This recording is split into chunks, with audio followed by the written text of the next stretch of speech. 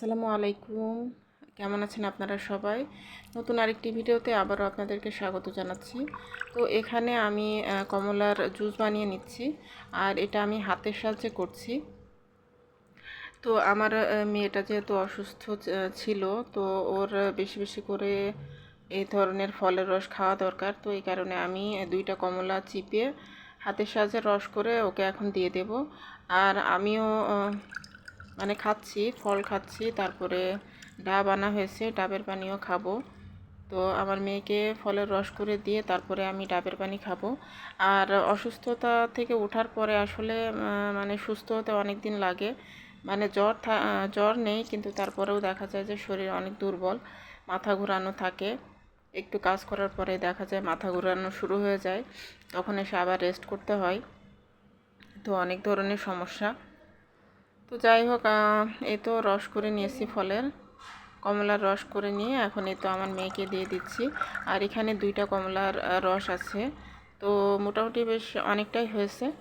তো আমার মেয়ের হয়ে যাবে। আর আমার মেয়ে কমলার রসটা খেতে খুবই পছন্দ করে। তো মেয়েকে কমলার রসটা দিয়ে দিয়ে তারপরে এখন আমি ডাবের পানি খাবো। তো দুইটা ডাব আনা হয়েছিল, আর আপনারা তো সবাই জানেন যে ডাবের এখন কি পরিমাণে দাম। দুইটা ডাব নিয়েছে 250 টাকা। তো যাই হোক, এখন আসলে অসুস্থতার কারণে ডাবটা খেলে অনেক বেশি ভালো হয়, দুর্বলতা অনেকটাই কেটে যায়। তো এখানে আমি 1 গ্লাস নিয়ে নিলাম, আমি এখন নিজে খাবো, আর পরে আরেক গ্লাস নিয়ে আমার মেয়েকে দিব। তো আমরা দুইজন যেহেতু অসুস্থ ছিলাম, তো আমরা দুইজনই মানে উইক এখনও। তো এই কারণে আমাদের দুইজনের জন্যই ডাবগুলো নিয়ে এসেছেন আমার আমার হাজব্যান্ড আর কি আনিয়েছেন। তো আমি আর আমার মেয়ে খাচ্ছি।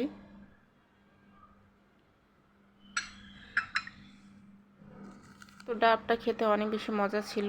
আর এখানে এই যে একটা আম দেখাবো আপনাদেরকে। এই আম হচ্ছে আমার হাজব্যান্ডের ফ্রেন্ডের গাছের। তো ওনার গাছের আমগুলো মাশাল্লাহ দিলে অনেক মজা। তো এই যে এই আমগুলো বেশ লম্বা লম্বা সাইজের, আর খেতে অনেক মিষ্টি। তো আগেও কয়েকটা দিয়েছিলেন, আর আজকে আবার নিয়ে এসেছেন, একটা দিয়েছেন। তো খুবই মজা এই আমগুলো। তো এখন এই তো আমার মেয়ের জন্য একটু নাস্তা তৈরি করে দিব। তো ঝটপট করে আর কি নাস্তা যেভাবে তৈরি করা যায় আর কি। তো আসলে এখন বেশি ঝামেলার কোনো কিছু করতে ভালো লাগে না। তো এই কারণে ভাবলাম যে ঝটপট করে মেয়ের জন্য কিছু একটু নাস্তা তৈরি করে দিই। তো এভাবে করে বাসায় যদি ব্রেড আর চিকেন থাকে, তাহলে এভাবে ঝটপট করে আপনারা বাসায় তৈরি করে দিতে পারেন বাচ্চাদের জন্য নাস্তা। তো আমি প্রথমে কড়াইতে ঘি দিয়ে দিলাম। ঘি দিয়ে এখন ঘির মধ্যে ব্রেডগুলোকে আমি একটু হালকা করে ভেজে নেব। তো ব্রেড টোস্টের মতন করব, মানে হালকা করে করব। তো ঘি দিয়ে ভাজলে ব্রেডটা খেতে বেশি ভালো লাগে, অনেক মজা লাগে, বাচ্চারাও অনেক পছন্দ করে। তো এভাবে করে আর কি ঝটপট করে, সবসময় তো আসলে অত ঝামেলা নাস্তা তৈরি করতে বা বানাতে ভালো লাগে না। তো অনেক সময় এরকম ঝটপট নাস্তা তৈরি করে দিলে বাচ্চারাও যেমন পছন্দ করবে, আবার তেমনি দেখা যায় নিজেদেরও অনেক সুবিধা হয়। তো সেজন্যই আমি এখন এভাবে করে দিচ্ছি। তো ব্রেডগুলোকে আমি ঘির মধ্যে দিয়ে এভাবে ছেঁকে নিচ্ছি। তো এপিট উপিট করে দুই পাশে ভালোভাবে আমি ভেজে নিয়েছি। তো এখন তুলে নিব। আর এখন তো আসলে বৃষ্টির একটা ওয়েদার সরি, আসলে আমার ঠান্ডা থেকে তো কাশি হয়ে গিয়েছে। তো আমার অনেক বেশি কাশি। তো আসলে কাশির জন্য আমি ঠিকমতো ঘুমাতে পারি না রাতের বেলা, আমার অনেক কষ্ট হয়। তো রং চা করে খাই, কিন্তু তারপরেও কাজ হচ্ছে না। তো যাই হোক, এই তো আমি এখন ব্রেডগুলো ছেঁকে নিয়ে তারপরে টেবিলে চলে এসেছি। আর এখন আমি নাস্তাটা তৈরি করে নিব। খুবই ঝটপট, বাচ্চাদের মানে ভালো লাগবে আর কি, যে কোনো বাচ্চারাই পছন্দ করবে। তো আমার বাসায় রান্না করা চিকেনের মানে কয়েকটা পিস ছিল, তো সেটা দিয়ে আমি নাস্তাটা তৈরি করছি। তো এখানে আমি ব্রেডের মধ্যে সস দিয়ে দিচ্ছি, টমেটো সস। তো টমেটো সসটা দিয়ে দিয়ে তারপরে আমি ভালোভাবে চামচের সাহায্যে ছড়িয়ে দিব, মানে স্প্রেড করে দিব। তো ভালোভাবে স্প্রেড করে আমি সুন্দর মতন সব জায়গায় লাগিয়ে দিচ্ছি। তো আসলে এই নাস্তাটার মধ্যে যদি চিজ দেওয়া যায় তাহলে আরও বেশি খেতে ভালো লাগে।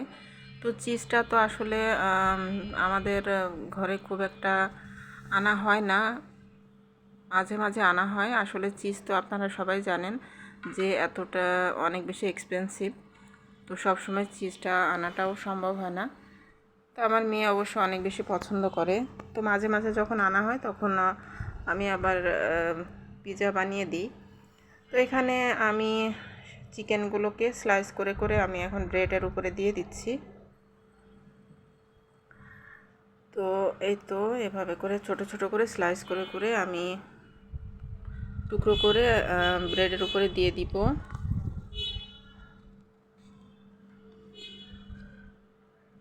তো এর মধ্যে মেয়োনিজ দেওয়া যায়, মেয়োনিজ দিলেও খেতে অনেক ভালো লাগে। তো অনেক কিছুই আসলে দেওয়া যায়, তারপরে লেটুস পাতা থাকলে সেটাও দেওয়া যায়, তাহলে বার্গারের মতন হয়ে যায়।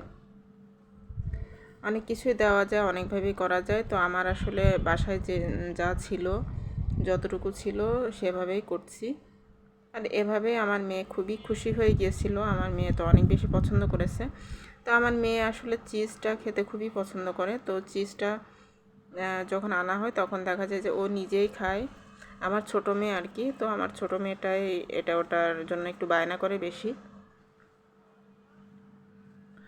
তো অসুস্থ অবস্থাতেও ওর বায়না ছিল অনেক কিছুই, পিৎজা খাবে। তো পিৎজা আনা হয়েছিল, অর্ডার করা হয়েছিল। তো পিৎজা যেহেতু ওর মুখে রুচি ছিল না, তো এই কারণে ও যেটা খেতে চেয়েছে সেটাই আনা হয়েছে। তো পিৎজা এনে দেওয়া হয়েছিল, তো পিৎজাটা খেয়েছিল। তারপরে আবার বিরিয়ানি খেতে চেয়েছে, বাইরের কেনা বিরিয়ানি, তো সেটাও এনে দেওয়া হয়েছে, সেটাও খেয়েছিল। আসলে অসুস্থ অবস্থায় অনেক ধরনের খাবার খেতে ইচ্ছা করে। তো মুখে যেহেতু রুচি থাকে না, তো দেখা যায় যে খেতে ভালো লাগে না, কিন্তু খেতে আবার মন চায়। তো এই তো সবগুলো ব্রেডের মধ্যে আমি চিকেনগুলোকে এভাবে ছিঁড়ে ছিঁড়ে দিয়ে দিলাম। আর এখন এই যে একটা করে মানে চিংড়ি মাছ দিয়ে দিলাম। চিংড়ি মাছ যেহেতু রান্না করা ছিল, তো এই কারণে চিংড়ি মাছও একটু মানে একটা করে দিয়ে দিয়েছি। আর এখন আর একটু করে সস উপর থেকে দিয়ে দিচ্ছি। তো মেয়োনিজটা দিলে ভালো হতো বেশি, মেয়োনিজটাও শেষ হয়ে গেছে। তো যাই হোক, এভাবে আমি করে নিলাম, আর এভাবেই আমার মেয়ে অনেক বেশি পছন্দ করেছিল। তো এই তো তৈরি হয়ে গেল আমার মজাদার বাচ্চাদের মানে ঝটপট সকাল বিকালের নাস্তা। সকালবেলা এভাবে করে দেওয়া যায়, আবার বিকালের নাস্তায় এভাবে করে দেওয়া যায়। তো সকাল বিকালের একটা মজার নাস্তা, খুবই সহজে এবং ঝটপট করে হয়ে গেল। তো আপনাদের কাছে এই নাস্তা রেসিপিটি কেমন লেগেছে কমেন্টের মাধ্যমে জানাতে পারেন। আর ভালো লাগলে বাসায় ট্রাই করে দেখতে পারেন। আর এটা তো সবাই জানে, তো হয়তোবা সবাই এভাবে মানে অনেকেই করে থাকেন।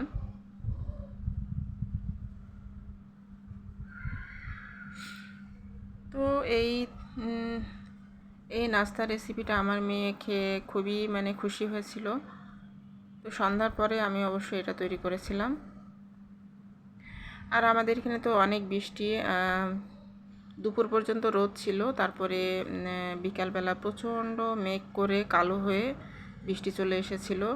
তারপর থেকে এখন অনেক ঠান্ডা ঠান্ডা বাতাস, অনেক ওয়েদার সুন্দর। তো এই ছিল আজকের মতো আমার ভিডিওতে। তো আজকের মতো এখান থেকে বিদায় নিচ্ছি আপনাদের থেকে। তো মহান আল্লাহ তাআলা সবাইকে সুস্থ রাখুন। আল্লাহ হাফিজ, আসসালামু আলাইকুম।